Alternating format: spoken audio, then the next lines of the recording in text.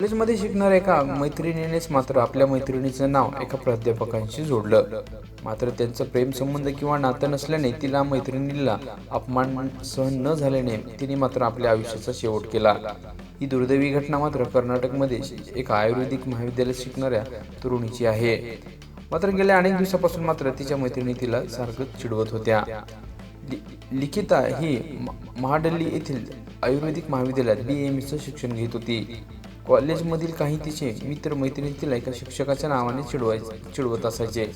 याबाबत तिने तिच्या आईवडिलांना देखील सांगितलं होतं. आईवडिलांनी तिला समजावून अभ्यासावर लक्ष केंद्रित करण्यास सांगितलं, मात्र ते सतत सरांच्या नावाने चिडवत असल्याने तिने आपल्या आयुष्याचा शेवट केला. आयुष्याचा शेवट करण्यापूर्वी तिने एक चिठ्ठी लिहिली आणि त्यामध्ये सर्व मुलांचे नावं लिहिली आहेत.